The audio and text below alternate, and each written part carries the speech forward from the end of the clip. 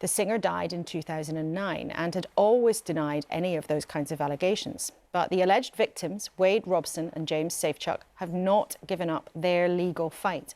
Leaving Neverland 2 tells their story. The director of both films is Dan Reed, who stopped by yesterday. There were so many times bodyguards that worked for Michael right outside of the door when abuse was going on, whether that was at Neverland or in trailers, at a recording studio. Always people around that worked for him. There was knowledge that there was something weird going on. And nobody in the organization seemingly did anything about it. This second film is the story of the 10 or 12 year long dogged journey to get their day in court against the organisation which they say enabled and facilitated and covered up the abuse. So, you know, making them, basically bringing them to Jackson, making sure their parents were, you know, some distance away or kept at one remove, just enabling the whole thing while they say, and their lawyers say, people around Jackson must have known. They must have known something weird was happening.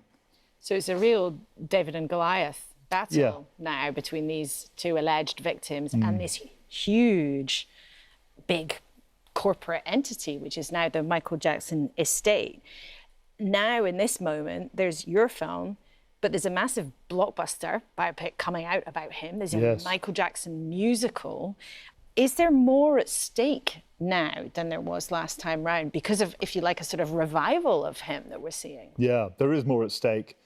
I mean, now, as you say, there are this monetization of Jackson's work, which has been very successful, which wasn't really knocked off course by the first film. There was a temporary blip, but more and more people, including, I think, younger people now, coming to Jackson's music.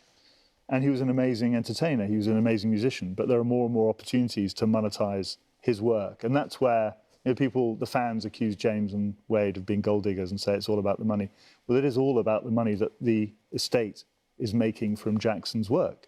And what James and Wade are saying threatens to, I suppose, take the shine off Jackson's reputation. How does it feel for them, the alleged victims, to see Hollywood and the industry continue to be cashing in on his talent and his legacy, despite the allegations that people have heard for many, many years?